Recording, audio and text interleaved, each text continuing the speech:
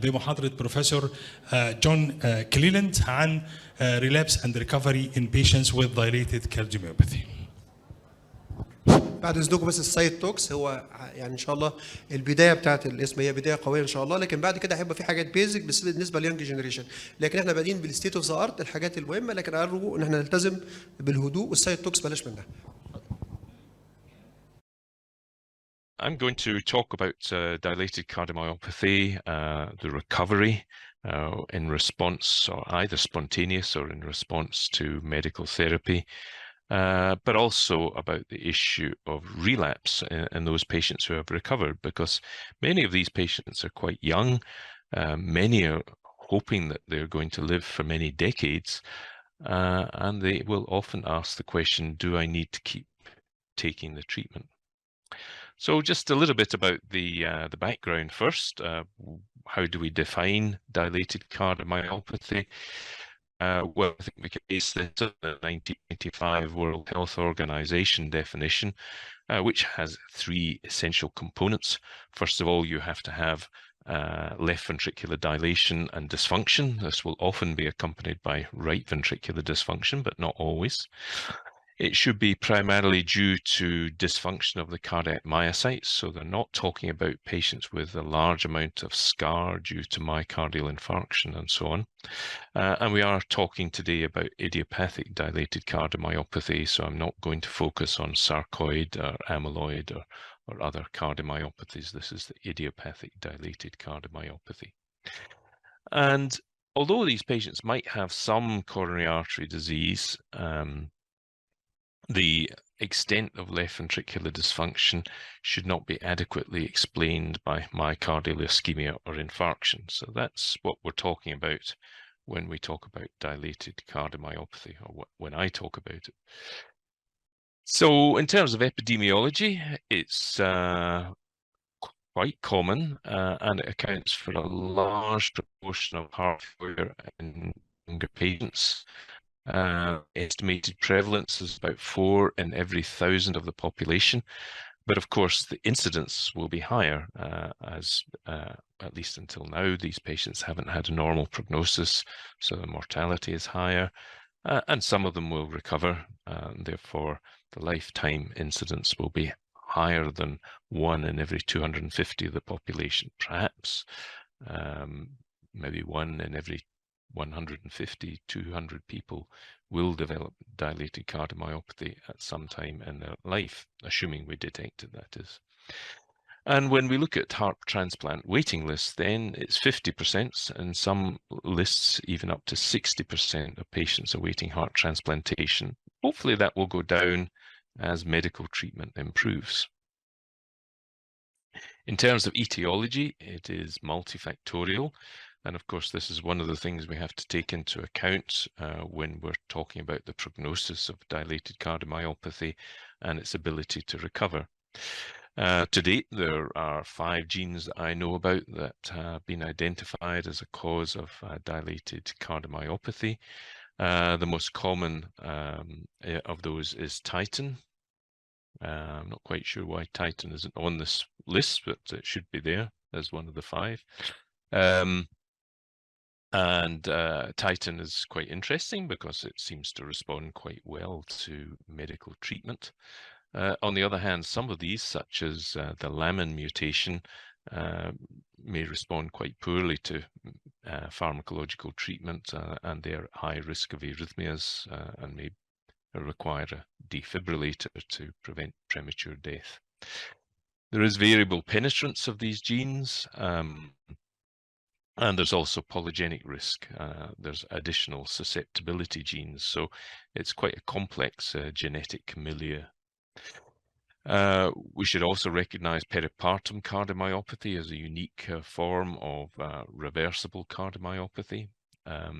Myocarditis, this is quite common to see younger men especially being admitted with disease. It can be fulminant and deadly, but many of these patients will present with left ventricular dysfunction and arrhythmias, and within a few months ventricular function will have recovered in many of these patients. There's also acquired disease. Patients with a persistent rapid heart rate can develop a tachycardiomyopathy. And then, of course, there's substance abuse may damage the myocardium. What's becoming clearer is that many patients have a double hit or multiple hit problem. Basically, their left ventricular dysfunction is out of proportion to the extent of coronary artery disease, or there's coronary disease but no typical myocardial scar. We also see in the peripartum cardiomyopathy that there's quite a lot of titin genetic mutations. And indeed, in patients with heart failure after myocardial infarction, there seems to be a higher proportion of these patients with titin mutations. So it seems that the titin mutation itself doesn't cause enough myocardial dysfunction to cause dilated cardiomyopathy or heart failure until a second insult comes along. So we have this double hit or multiple hit hypothesis. In terms of prognosis, if you have dilated cardiomyopathy, the outlook is a little bit better than if you have ischemic heart disease. These are data from about 30,000 patients from the Swedish heart failure registry, either with heart failure due to non-ischemic or ischemic causes. But notice if you look at the younger patients, and perhaps it's the younger patients that we're especially concerned about in terms of their long-term survival, you can see that for the patients with dilated cardiomyopathy, the prognosis is considerably better.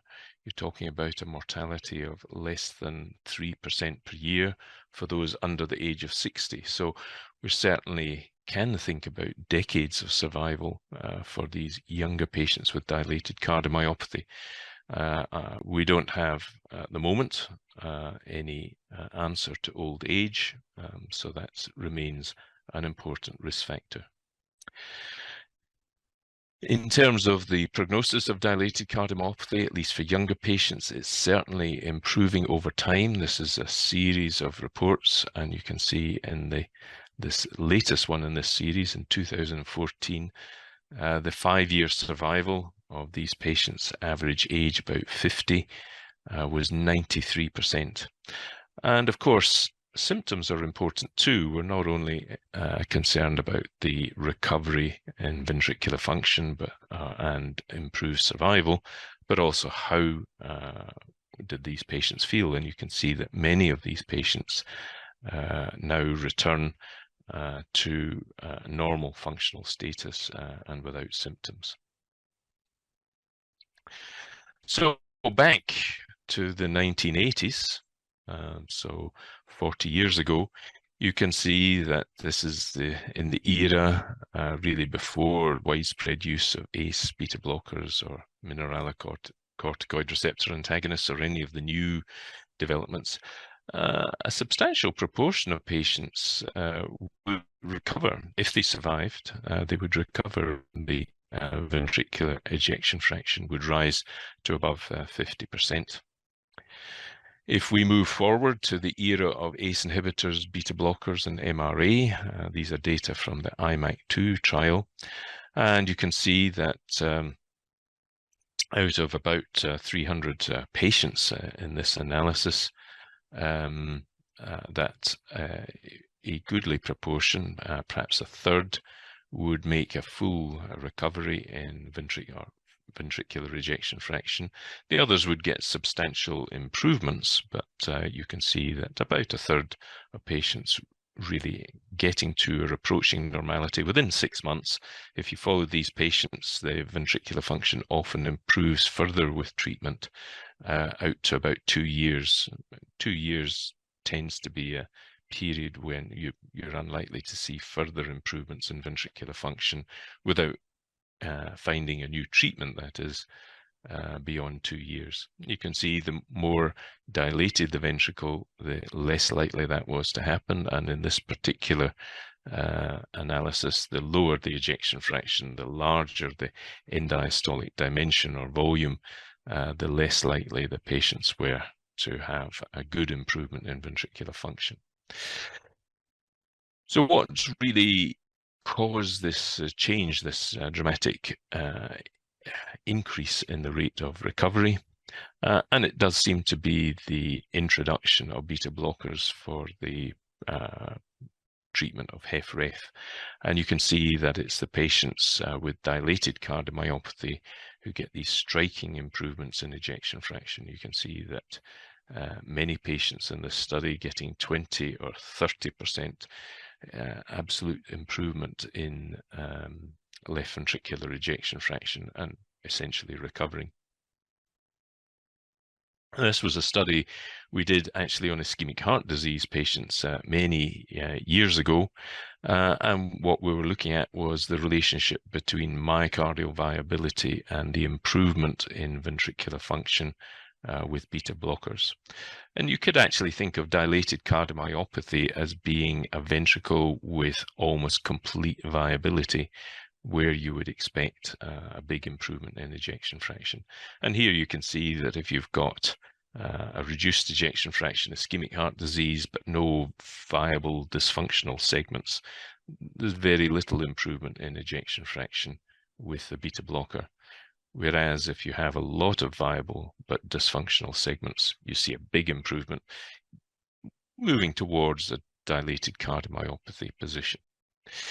And we see something very similar in dilated cardiomyopathy. This is an MRI in the top left-hand side of the slide, showing extensive mid-wall myocardial scar. These patients get much less improvement, even though they have a dilated cardiomyopathy, they get much less improvement in ejection fraction. Those patients with no LGE, that's late gadolinium enhancement, the sign of fibrosis. If it's absent or present only in small amounts, then there is a good improvement in ejection fraction. But if there's lots of scar, you don't. So it's a good predictor of recovery, at least in this particular study. And you can also see that it's associated with an adverse prognosis, an increase in arrhythmias and sudden death. And current guidelines suggest that you might use cardiac MRI and mid-wall fibrosis to guide the use of an implantable defibrillator in this population. There isn't conclusive evidence yet, and there are 2 or actually 3 substantial ongoing clinical trials investigating whether this patients with dilated cardiomyopathy and mid-wall scar do indeed benefit from a defibrillator. Talked a lot about beta blockers, mentioned ivabradine. This is a young man with a severe dilated cardiomyopathy. He had not really responded well to conventional therapy, but he had a persisting high heart rate despite 50 milligrams twice daily of carvedilol. And therefore we added ivabradine, and ivabradine normalized his heart rate, brought his heart rate down to 50 beats per minute. And you can see that with that, there was a steady decline in natriuretic peptides, but increasingly and disappointingly for a long time, no improvement in the ejection fraction. But then you can see about a year later, maybe 18 months later, there's a dramatic improvement in ejection fraction. In fact, the echocardiographer could not believe the results, so the patient was actually brought back shortly thereafter, and the result reconfirmed and also confirmed by MRI. No scar in this patient's ventricle. So it doesn't look like heart rate control is very important for these patients with dilated cardiomyopathy. I think it is a crime for a patient to be on a heart transplant waiting list in sinus rhythm with a ventricular rate above 60 beats per minute at rest. We should also think about devices. This is the CARE-HF trial of cardioversion. And you can see that there were many more patients who got an ejection fraction above 40% and became had few or no symptoms, so basically recovery of ventricular function with CRT. So CRT and beta blockers are the two most powerful interventions we have to improve ventricular function. The other treatments for heart failure help manage the congestion, and they might give the patient an opportunity for recovery in ventricular function, but in my experience, the impact is much less striking. So as treatments have evolved, we've seen greater improvements in ejection fraction. In these different periods, and you can see that there was little improvement in ejection fraction in this early pre-ACE inhibitor, pre-beta blocker era, but it really has been the introduction of beta blockers and CRT that have produced these striking improvements in ventricular function. And this is some of the data from the Hull Clinic when Tag was there as a fellow, just showing changes in ejection fraction and in diastolic volume, that should be, rather than dimension, and showing that very different situation between ischemic heart disease and dilated cardiomyopathy. Most of the patients improving the ejection fraction substantially, many recovery. But you do see it also with patients with ischemic heart disease, and I suspect those are the patients who have a lot of ischemic but viable myocardium that's responding to the beta blocker. About predicting recovery, we are in the throes of reporting a study called REMIT-HF. I can't tell you too much more at the moment because it's we presented later this year. But there's about a 30% recovery rate at 1 year in these patients, and we're interested in the clinical criteria versus the proteomic markers of recovery. We have to say that even with MRI and looking at myocardial scar, we have not found that to be particularly predictive of recovery in this population, maybe because we didn't have many patients with extensive myocardial scar. But we used proteomic tests, and they seem to be better at predicting recovery. So watch this space.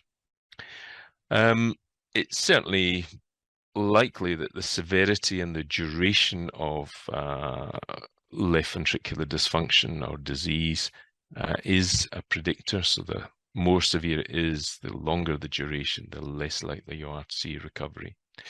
Younger patients are more likely to recover. If you have a family history of intractable heart failure as a consequence of dilated cardiomyopathy, then that's probably bad news. If you've got a precipitating factor, then that's generally good news. If the patient has developed a tachycardiomyopathy and the electrophysiologist is able to take the problem away and it doesn't recur, then these patients are able to stay off treatment for long periods. Likewise, with pregnancy, many patients who recover from peripartum cardiomyopathy are at low risk of recurrence, provided they don't get pregnant again. Although my personal experience is you can get most patients with peripartum cardiomyopathy through a second pregnancy, but do be extremely careful, and you have to warn the mother of the risks that she's taking. In terms of mutations, then it seems that Titin very often responds well to beta blockers, Lamin perhaps less so, and myocarditis often doesn't recur, and these patients often have a long-term good outlook. QRS duration has in many studies been useful, so broad QRS indicates that the patient is less likely to respond to pharmacological treatment. But of course, for these patients, cardiac resynchronization therapy may be effective. We have to investigate further the issue of mid-wall fibrosis. And of course, getting the patient on the right treatment will predict recovery. To mention the Danish study, this was a large study on dilated cardiomyopathy with patients randomized to implantable defibrillators or not. It was in the pre-ARNI, pre-SGLT2 era, although I have to say many of these patients had CRT devices. It appeared that perhaps younger patients under the age of 60 did benefit from a defibrillator, but not older patients.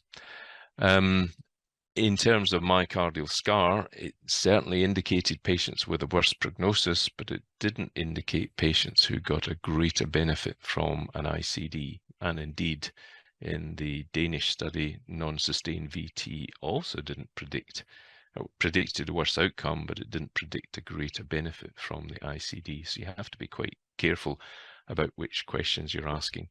And we have a trial called British, and there's also a German trial called CMR-ICD, which are investigating the role of ICDs in dilated cardiomyopathy with myocardial scar. That takes me to the TREAD-HF trial. Having got your recovery, you should maintain medical treatment for some years. But after the patient's been maintained on medical treatment for some years, you might say, well, should I try to do withdrawal? And this was a study, relatively small study, but ultimately, at the end of the day, we attempted withdrawal in 50 patients. This is the randomized phase, so there were 25 randomized to withdrawal of treatment and 26 who were randomized to continue treatment. Over 6 months, 11 out of 25 relapsed after withdrawing treatment in the withdrawal arm versus none in the relapse arm. And when we then tried with the relapse arm to give them an opportunity to see if they could do without medicine, we came up with a very similar result. So about 40% or so of patients had a relapse within 6 months. We've now followed these patients for much longer, and the relapse rate is substantially higher. It's getting to, I think, over 80%. And if you are going to try to stop treatment, even if you monitor these patients carefully, you need to do this for many years after the withdrawal. And indeed, other studies have suggested following patients for at least 5 years and maybe lifelong. What were the predictors of relapse? A bit like the predictors of recovery, it was older age had a higher risk. If the patient started off with a higher baseline NT-proBNP, so you could say that 250 is already too high, and these patients, you should be thinking, especially in younger patients, more like 50 rather than 250. If they were withdrawn from more therapy, they did worse. So if they were on more baseline treatment and you withdrew it, those patients did worse. And it seemed to be especially withdrawal of the beta blockers. And you can see in the right-hand panel, we've got the patients who withdrew from treatment and relapsed. And you can see they had a much bigger rise in heart rate. Now, there might be 2 reasons for this. First of all, withdrawal of the beta blocker and the rise, and I should emphasize that the beta blockers were titrated out slowly. They were not stopped suddenly, which sudden stopping of beta blockers can be a problem. But withdrawing these beta blockers slowly, it may have caused heart rate to rise, and the heart rate may have caused the relapse. But it's also possible that withdrawal of the beta blockers directly caused a deterioration, and the rise in heart rate is an early sign that the patient situation is worsening. Anyway, heart rate is either the mediator or an important marker of the risk that the patient's heading towards an impending relapse. So potentially something useful to monitor. And of course, if you had a recurrence of a precipitating event like atrial fibrillation, then that was likely to precipitate relapse. I just wanted to mention a study from India because I do think it is interesting. It's probably the best evidence that we have. And this is looking at patients with a dilated cardiomyopathy and segmenting the patients into three groups. A group that failed to recover, a group who recovered, but then the proportion of those patients who recovered but then had a relapse. And you can see that if you go out, and the study has very long-term follow-up, you can see some of these patients followed for 10 years, the risk of relapse is high. Now, they don't have evidence for the patient's adherence to their medication, and it's quite possible that many of these patients relapsed because they had decided to stop their medication, but they don't have that information. But it does indicate that there is this long-term risk. So in conclusion, just to remind you that younger patients with dilated cardiomyopathy generally have an excellent prognosis with some exceptions. And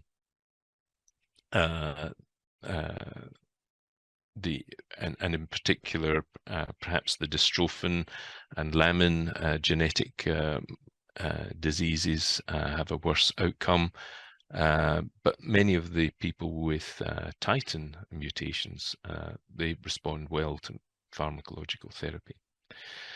Ventricular function often recovers with guideline therapy, especially if you titrate beta blockers to achieve a resting ventricular rate less than 60 beats per minute. And if the ejection fraction is persistently less than 40% and the QRS duration is greater than 130 milliseconds, also consider CRT.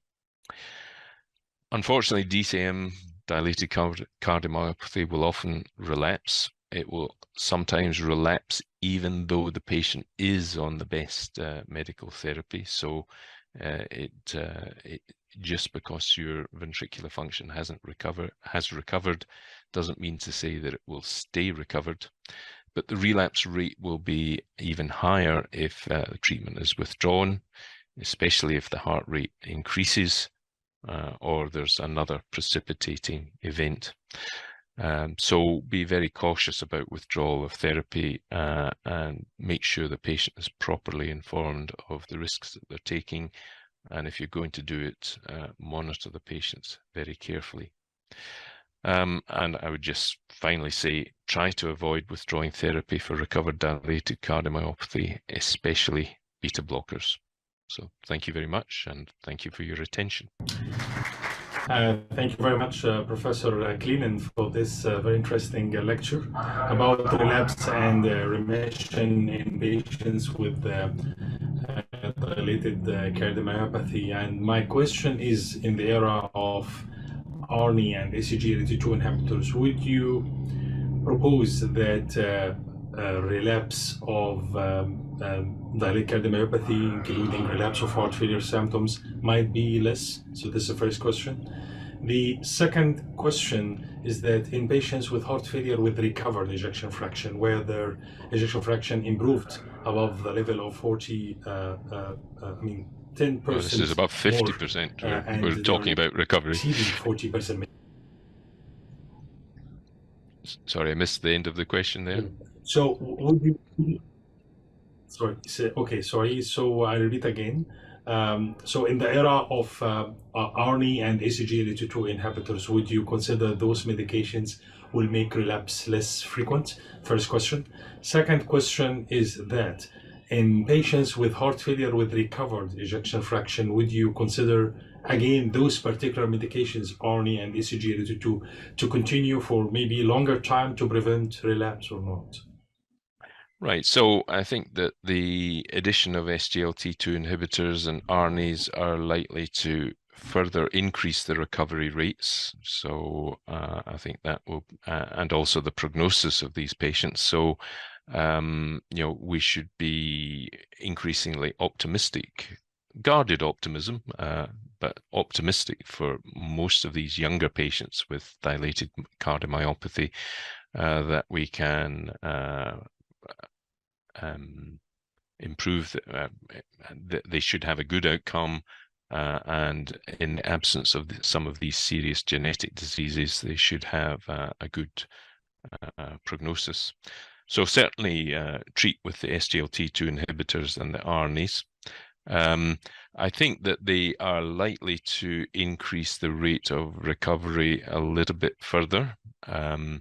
I don't see dramatic changes in ejection fraction with these agents compared to beta blockers or CRT, but I think that they will add, another 2 or 3%. And if you keep on adding another 2 or 3%, then that, gets to another 10%. So that's a good thing.